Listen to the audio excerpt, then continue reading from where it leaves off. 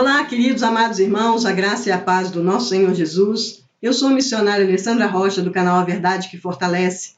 Este canal que foi criado para estudarmos a Bíblia Sagrada, verso a verso, o texto em seu contexto, com a finalidade de alcançarmos o maior entendimento da vontade de Deus para as nossas vidas e para que possamos edificar e fortalecer a nossa fé. Quero, nesse momento, desejar aos irmãos um feliz ano novo. Que o Senhor te abençoe e te guarde. O Senhor faça resplandecer o seu rosto sobre ti e tenha misericórdia de ti. O Senhor sobre ti levante o seu rosto e te dê a paz. Essas foram as palavras que o nosso Deus Todo-Poderoso falou a Moisés para que Arão, seu irmão, o sumo sacerdote, dissesse para abençoar os filhos de Israel. Vimos isso em Números, no capítulo 6, do versículo 24 ao versículo 26. Esta bênção era dada para o povo, que voltava para casa, sabendo que o Senhor Todo-Poderoso estava sobre eles, que o Senhor já os havia abençoado. Já no Novo Testamento, a bênção apostólica é essa: a graça e a paz do nosso Senhor Jesus e o amor de Deus Pai e a comunhão do Espírito Santo seja com todos vós. Amém. Vimos isso lá em 2 Coríntios, no capítulo 13, do versículo 13. Estas não são apenas repetições de palavras, mas um ato cerimonial. Na bênção sacerdotal de Arão, as características da Trindade estão ocultas, mas nos foi dado pleno entendimento no Novo Testamento, pois a bênção apostólica, a Trindade está bem identificada. Quando essas palavras são ditas, o nome da Trindade está sendo colocado sobre a Igreja de Cristo, e é no nome dela, da Trindade, que a bênção está sendo dada. A graça, o favor de Jesus estão sendo colocadas à disposição de todos aqueles que estão debaixo da imposição de mãos. A misericórdia e o amor do Pai, que trata-se da interligação da misericórdia do Senhor com o amor do Pai, essa misericórdia do Pai era uma necessidade, porque o destino do pecador era a morte, era o afastamento eterno de Deus na nossa vida. Assim, a misericórdia se consolida em Cristo, que foi dado pelo Pai em amor para a salvação do homem. Assim, a misericórdia está sendo dada a nós. E, por fim, a paz, a comunhão do Espírito Santo. Nos é apresentado o Espírito Santo, ministrador da paz, que consolida na comunhão. Entre a Igreja e Deus, Ele é quem leva as nossas orações, quem traz as revelações do Pai para a Igreja, que é o corpo de Cristo. É Ele que intercede por nós.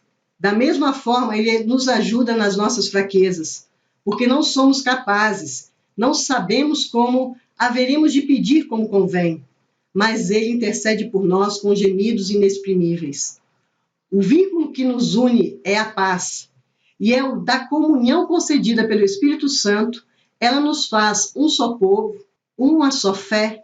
Por ela nós temos um só Senhor, um só batismo, um só Deus e Pai de todos nós, e por todos nós e em nós. Aleluia! Glória a Deus por isso. Contudo, irmãos, eu desejo a vocês que todas as bênçãos disponibilizadas pela Trindade seja concedida e seja alcançada por vocês durante cada dia deste ano que se iniciou. Nesse mês de janeiro, eu estarei interrompendo as aulas de Hebreus, pois estarei em viagem visitando os meus pais em Minas Gerais e logo em seguida estarei mudando de apartamento e ficarei impossibilitada de gravar as aulas. Mas não deixarei os irmãos sem estudo.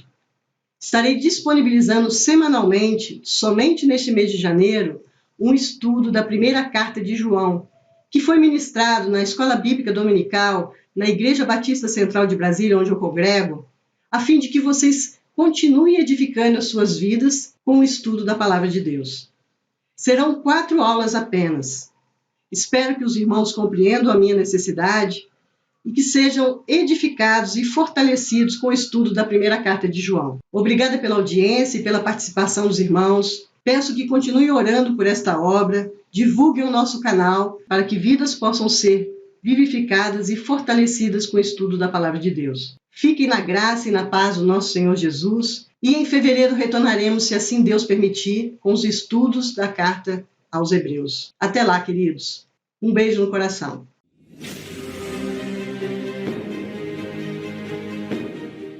Bom dia, graça e paz, queridos. Mais uma vez reunidos na Escola Bíblica Dominical para estudar a Palavra do Senhor.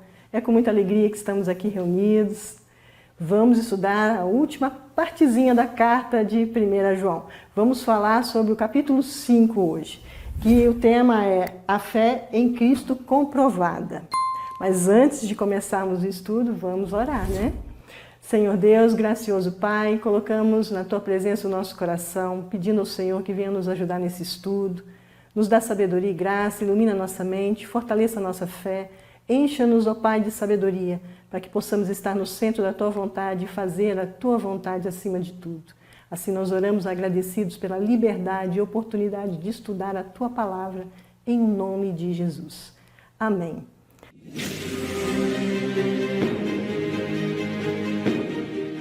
Pois bem, queridos, vamos começar o nosso estudo hoje dando as considerações iniciais, né? Estamos diante de uma carta escrita por João, cuja preocupação era promover a vida cristã nos fiéis. Esse é o objetivo principal. Então ele expõe o caminho da vida cristã, que é o reflexo da própria vida trinitária, que é o amor, amados. Essa carta fala do amor do início ao fim. Então, a profunda preocupação de João, ao escrever essa carta, está nos cristãos que receberam a mensagem anunciada de Jesus. Que estes perseverassem pela prática da purificação dos pecados, pela obediência dos mandamentos dele, a fim de terem em si o amor divinal que estivesse em condições de guardar a fé em Jesus Cristo, Filho de Deus, e obter a vida eterna. Estes são os princípios que João coloca ao longo de sua carta. Perfeito? Nós já estudamos muito desses aqui. Agora a gente está na fasezinha final da carta. Bom, João lança nessa carta um desafio para todos os crentes em Cristo. Refletir Cristo no viver. É isso que ele deseja. Por isso que essa carta é muito importante para nós. Então vamos lá. Crer em Cristo é a base da nossa comunhão. Perfeito? Então, o fato do cristão ter exercitado a fé em Cristo comprova-se de 3 maneiras. E esta é a proposta da aula de hoje. Nós vamos estudar essas 3 maneiras que o exercício da fé em Cristo Jesus operou em nós. Vamos ver. A fé em Cristo comprovada na nossa conduta, do verso 1 ao verso 5. A fé em Cristo comprovada nas nossas credenciais, no verso 6 ao verso 13. E a fé em Cristo comprovada em nossa confiança, que está no verso 14 ao verso 21. Assim a gente vai fechar todo o capítulo 5 da primeira carta de João, certo? Então vamos começar. Bom, nós vamos falar da nossa conduta, né? A fé em Cristo comprovada na nossa conduta. Nós vimos no capítulo 5, no verso 1 e 2, que ele diz o seguinte: todo aquele que crê que Jesus é Cristo e é nascido de Deus, e quem ama aquele que o gerou, ama também o que dele é nascido. Nisso sabemos que amamos os filhos de Deus, quando amamos a Deus e praticamos os seus mandamentos. O que João está querendo dizer com isso? Bem, percebemos que João tinha 2 coisas em mente quando ele escreveu isso aí. Primeiro, ele pensava o seguinte: os 2 grandes mandamentos que Jesus havia dito. Amar a Deus com todo o nosso coração, alma, mente e força, e que devemos amar o nosso próximo como a nós mesmos. E a outra coisa que ele tinha em mente é a lei natural humana da vida. O amor familiar faz parte da natureza humana. Então, o amor que ata o homem ao pai que o gerou e aos outros filhos que esse pai gerou. O que ele quer dizer com isso? Bom, todo cristão é uma nova criatura. Ele foi feito, gerado de novo. Ele foi gerado por Deus Pai. Então, todo aquele que foi gerado por Deus Pai foi gerado numa família. Nós fomos gerados numa família. Por exemplo, Igreja Batista Central de Brasília, é uma família. Então, todo aquele que ama o Pai que gerou, ama também os filhos que o Pai gerou na Igreja Batista Central de Brasília. E esses que foram gerados, esses filhos, são os nossos irmãos, por isso que nós nos tratamos de irmãos um com o outro. Esse é o laço familiar que João está trazendo aqui. Aquele que ama o pai que gerou, também ama os filhos do pai gerado. Assim, João está querendo reforçar o amor familiar profundo, sincero e forte, que todo cristão tem que ter com seus irmãos de fé. Perfeito? Então vamos dar prosseguimento. No verso 3 ao verso 5, ele diz assim: porque este é o amor de Deus, que guardemos os seus mandamentos. E os seus mandamentos não são difíceis de guardar, porque todo o que é nascido de Deus vence o mundo. E esta é a vitória que vence o mundo, a nossa fé. Quem é o que vence o mundo, senão aquele que crê que Jesus é o Filho de Deus? Veja bem, apesar da clareza da palavra, vamos ver o que João está querendo dizer com isso. A fé em Cristo é comprovada por nossa conduta de obediência. Então, é a única forma de provar o nosso amor. Então, quem ama, obedece. É assim que João está querendo colocar ao longo da carta.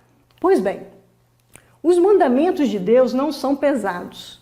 João está lembrando de Mateus 11, capítulo 11, verso 30, que diz: o meu jugo é suave e o fardo é leve. O Senhor Jesus estava dizendo isso. Então Deus não impõe um mandamento sem nos dar previamente força e poder suficiente para obedecê-lo. Queridos, é da natureza do nosso Deus não nos conceder algo que nós não podemos suportar. Então todo mandamento, se ele está sendo difícil para nós, ele nos derrama graça sobre a nossa vida para que a gente possa cumpri-lo. Então, para nós, a obediência é uma oportunidade de mostrar a nossa gratidão e mostrar o nosso amor por Deus. É um privilégio que Ele nos concede. Então, veja bem, nós temos que encarar o mandamento do Senhor como algo que nós somos capazes de fazê-lo sim, porque nós temos fé. Fé no Senhor Jesus, que nos dá uma graça muito grande, é o que ele coloca ali. Temos fé que vence o mundo. Por que a gente vence o mundo? Porque dispomos de defesa para resistir, temos força para suportar os ataques do mundo e temos a indestrutível esperança da vitória final. Sempre seremos vencedores, meus amados. Por quê? Porque o Senhor nos falou que nós seríamos mais que vencedores em Cristo Jesus. Então aqui João está relembrando princípios fundamentais quando nós praticamos essa fé em Cristo Jesus. Perfeito? Agora nós vamos falar das nossas credenciais. Veja bem, em 1 João capítulo 5, versos 6 e 8 diz assim: este é aquele que veio por meio de água e sangue, Jesus Cristo. Ele não veio somente com a água, mas com a água e com o sangue. E o Espírito é o que dá testemunho, porque o Espírito é a verdade. Pois há três que dão testemunho: o Espírito, a água e o sangue. E os três são unânimes num só propósito. Essa é uma versão da Nova Almeida atualizada. Agora eu quero só fazer uma observação. Nós vimos essa mesma parte, esses mesmos versículos, na versão Almeida Revista e Atualizada. Então nós vemos aqui o que está em destaque em azul, entre colchetes, que diz o seguinte, no verso 7 e verso 8. Pois há três que dão testemunho. No céu, o Pai, a Palavra e o Espírito Santo, e os três são um. E três são os que testificam na terra: o Espírito, a água e o sangue. E os três são unânimes num só propósito. A gente vê aqui um acréscimo. Veja bem, amados, tudo aquilo que está entre colchete na nossa Bíblia é algo que não está nos escritos originais gregos, aqui no Novo Testamento. Por quê? Porque esses aqui eram anotações à margem dos manuscritos que foram incorporados pelos copistas e começaram a fazer parte das escrituras do original. Só que a gente sabe que é um adendo, né? É tipo um esclarecimento. E fala essencialmente aqui da Trindade. Isso aqui é ruim, é mal? Prejudica? Não. É só um esclarecimento que foi anexado nessa versão. As versões mais novas, mais recentes, não possuem mais esse adendo. Mas o que eu quero dizer? A nossa fé não está pautada num só versículo. Ao longo de toda a Bíblia, nós vemos bem nítido a questão da Trindade. Então, isso não abala a nossa fé. Eu só estou querendo fazer essa observação porque existem algumas Bíblias que vão estar esse testemunho no céu e na terra. Tá certo? Mas, falado isso, deixando bem clara essa questão, nós vamos entender por que João quer dizer isso, em tudo isso que ele escreveu. Bom, atrás dessa passagem, há algumas ideias básicas. Primeiro, no Antigo Testamento, o testemunho adequado somente seria constituído por 3 testemunhas para estabelecer ao fato veracidade. Por isso que ele queria provar que o Senhor Jesus é Deus, então ele provou na água, no sangue e no Espírito. Perfeito? Isso é uma forma de testificar a veracidade. Perfeito. Então, Cerinto, que era um representante dos gnósticos, ele tinha um pensamento diferente. Ele pensava que Jesus chegou a ser divino no batismo e a divindade o abandonou antes da cruz e que, portanto, morreu sendo simplesmente homem. Assim, ele retira de Jesus o ato da redenção e esvazia a cruz de todo o sacrifício. A intenção de João, quando queria testificar que Jesus era Deus, era para refutar esse falso profeta, esse espírito do anticristo que estava perturbando os corações dos cristãos da época. Então, quando ele escreveu essa passagem, ele estava pensando nisso, certo? O terceiro ponto para João são as palavras água e sangue com relação a Jesus. Comunicam uma parte essencial do significado do Evangelho. A água deve referir-se ao seu batismo e o sangue deve referir-se à sua cruz. A água foi no momento em que ele foi batizado com João Batista, o Espírito Santo desceu sobre ele e daí por diante ele começou o seu ministério, cheio de poder e autoridade. Perfeito? Hoje o batismo, o que significa para a gente? O batismo para a gente significa um ato de fé público, certo? É uma ordenança do Senhor, todo aquele que crê ser batizado, e também significa nossa inserção no corpo de Cristo, o comprometimento que nós temos diante do povo, da nossa nova família, que vamos viver segundo os princípios da palavra do Senhor. Então é muito importante o batismo para o cristão. E o sangue? O sangue estava se referindo, no Antigo Testamento como um todo, como a vida. Todo sacrifício de sangue era oferecido a Deus. E o Senhor Jesus foi o sacrifício perfeito por nós, para purificar de todo o pecado. E o que o sangue significa hoje para nós? O sangue de Jesus nos purifica de todo o pecado. É o símbolo que nós temos, que teremos o perdão do Senhor quando nós nos arrependemos. Então, a água e o sangue testifica de Jesus. E o Espírito? O Espírito ocorreu no batismo, né? Quando, como eu falei, o Senhor Jesus foi batizado nas águas e o Espírito Santo desceu em forma de pomba. Pois bem, com a descida do Espírito Santo, foi a primeira vez que a plenitude e um poder estava tão, que era desconhecido, estava tão público assim. E o que significa isso para a gente? Que Jesus tinha o Espírito e podia dá-lo aos homens. E a permanente evidência do Espírito na igreja foi e segue sendo um inegável testemunho da verdade e continuidade do poder de Jesus Cristo. Por isso que João estava buscando a testificação da água, do sangue e do Espírito, porque eles dão testemunho do Senhor. Aí mais adiante, João coloca esses versículos 9 e 10 dizendo: se aceitamos o testemunho dos homens, o testemunho de Deus é maior.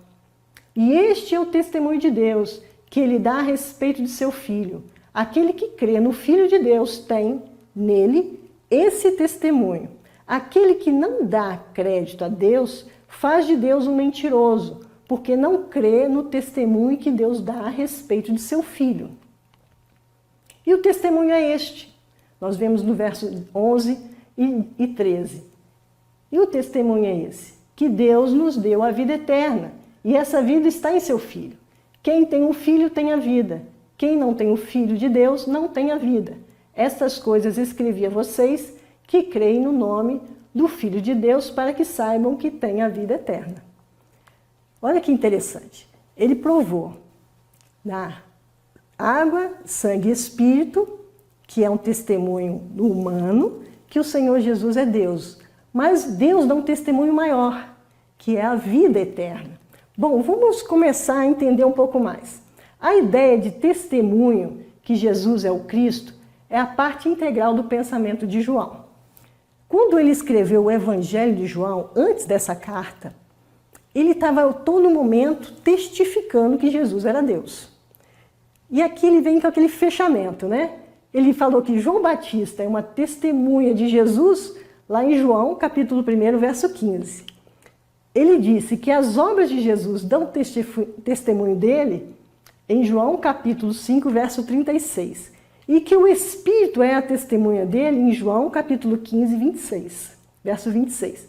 Então, dessa forma, estamos testificando, o homem testifica que Jesus é Deus.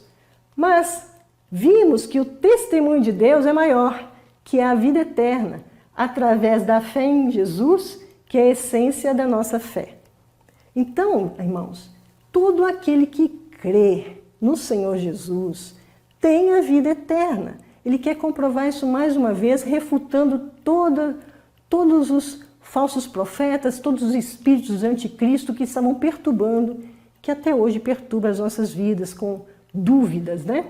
Então ele prossegue dizendo o seguinte, que a vida eterna nada mais é que a vida do próprio Deus.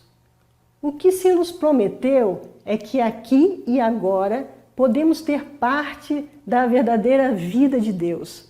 Olha só, a vida eterna de Deus nós vamos desfrutar parte dela, estamos desfrutando parte dela agora. Quando? Com a paz, a serenidade. Veja bem, nós somos capazes de viver sem temor no nosso dia a dia, confiando no Senhor. Há poder, a derrota das frustrações. Nós conseguimos sim vitórias sobre vitórias nas nossas adversidades. Por quê? Porque nós temos a vida eterna, estamos desfrutando uma partezinha dela agora. A santidade na derrota do pecado. Assim, quando nós negamos o mundo e nos achegamos a Deus, cada vez mais nós vamos buscando essa santidade, vamos alcançando essa santidade. Há amor, o fim do rancor e do ódio. Nós desfrutamos de relacionamentos sinceros e amorosos, amados. Quem está em Cristo Jesus desfruta disso sim.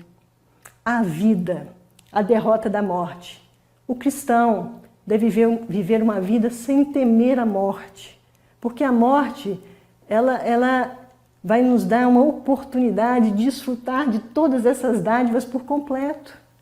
Então, o cristão tem que ter a ideia amadurecida de que a morte não nos causa medo. Ela é só uma fase nova e maravilhosa que irá se iniciar, entendeu, amados? Isso que João está querendo colocar para as nossas vidas. Por isso que as nossas credenciais, elas têm que estar fortificadas nas nossas vidas para a gente não temer. Não temer, é uma fé inabalável. Vamos continuar agora falando sobre a nossa confiança, né? A fé em Cristo comprovada pela nossa confiança. Nós vimos isso no capítulo 5, verso 14 e 15, que diz o seguinte: esta é a confiança que temos para com Ele, que se pedimos alguma coisa segundo a sua vontade, Ele nos ouve. E se sabemos que Ele nos ouve, quanto ao que lhe pedimos, estamos certos de que obtemos os pedidos que lhe temos feito. Aqui ele está falando da oração, né? Então vamos conversar um pouquinho mais sobre isso. Nós vimos aqui o fundamento e o princípio da oração. O fundamento da oração, que ele diz assim: Deus nos ouve, está disposto a nos ouvir, tem a provisão, a solução para os nossos problemas, Ele quer nos atender e pode nos dar o que pedimos. Sempre Ele está aguardando que nos acheguemos confiadamente à sua presença. Esse é o motivo principal que João fala. Olha, por que nós oramos? Porque Deus nos ouve, porque Ele tem a solução dos nossos problemas, porque Ele quer nos ajudar e pode nos ajudar. Nós temos que chegar diante da presença dEle confiadamente e expor todas as nossas petições, os motivos pelo qual nós estamos pedindo, que Ele está nos ouvindo. Todas as vezes que nós oramos, nós temos que ter a certeza, a convicção que Ele está nos ouvindo. Então, mas qual é o princípio da oração que ele colocou lá? Princípio para ser respondida: deve estar de acordo com a vontade de Deus. Então vamos lá, vamos entender o seguinte: eu peço as coisas do Senhor, eu tenho que ter certeza que Ele vai me atender, mas eu tenho que pedir segundo a sua vontade. Então eu tenho que ter em mente, sempre que eu estou orando, que melhor do que as minhas petições é a vontade de Deus para a minha vida.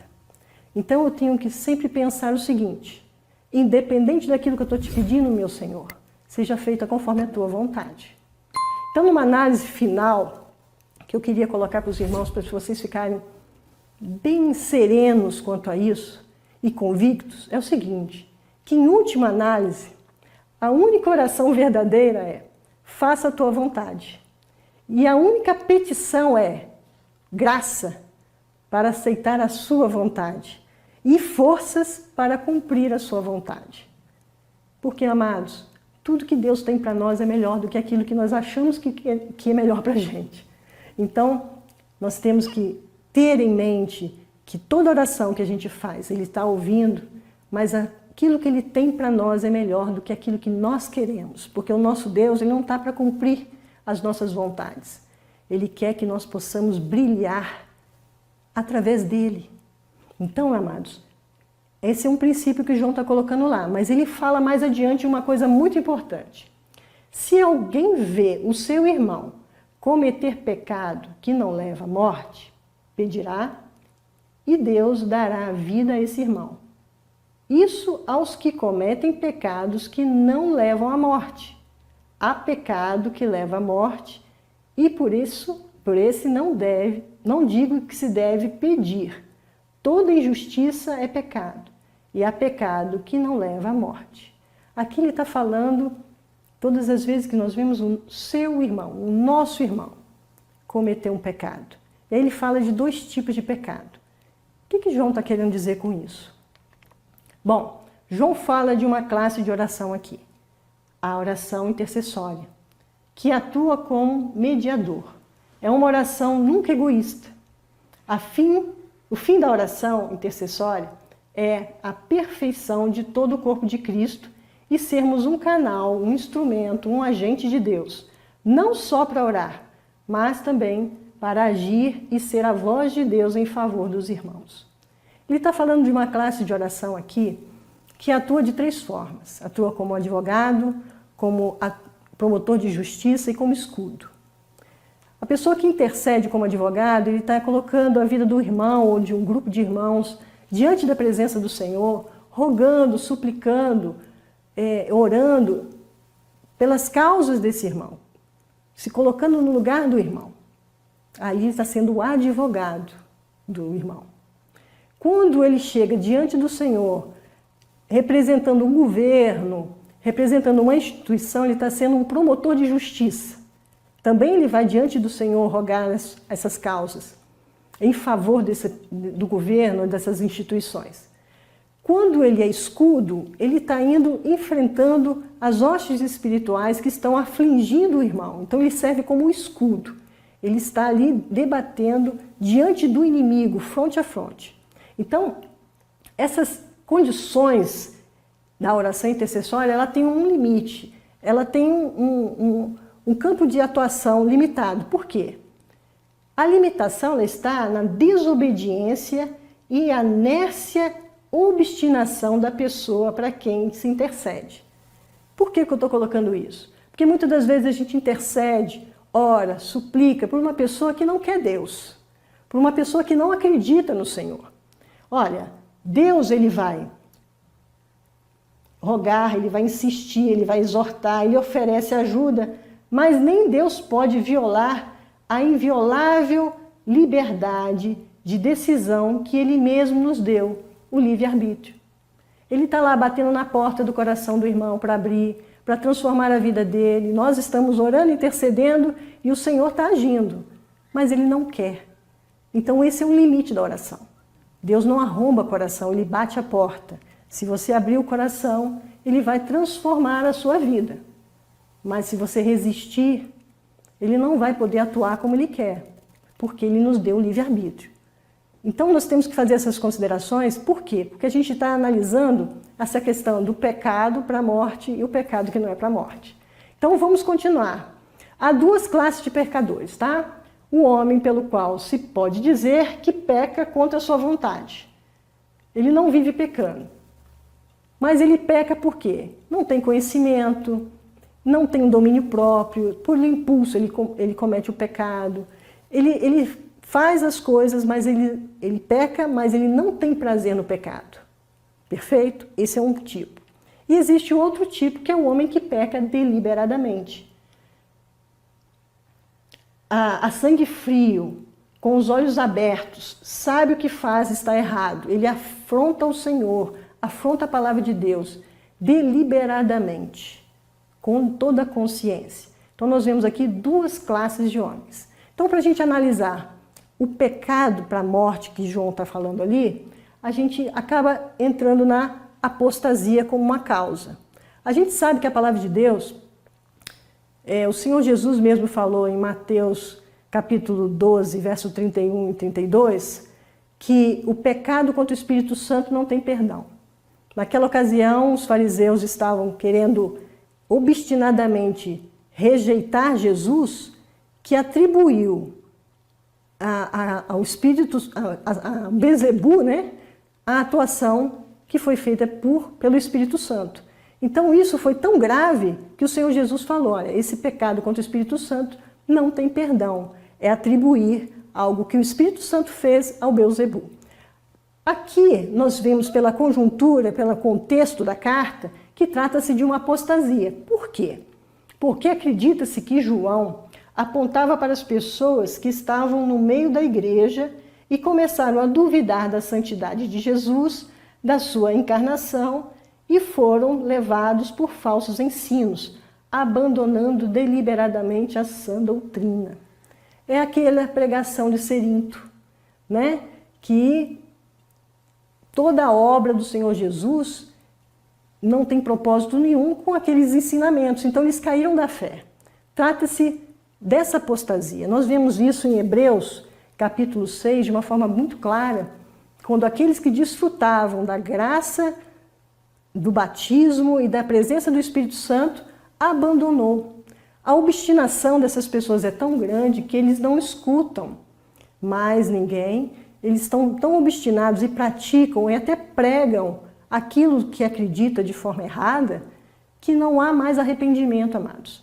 É nesse caso aqui que se enquadra, não ora, porque é um pecado para a morte, porque eles estão obstinados no pecado e não tem mais arrependimento. É nesse aqui que a gente tem que a gente incorpora esse pensamento dentro do contexto, tá?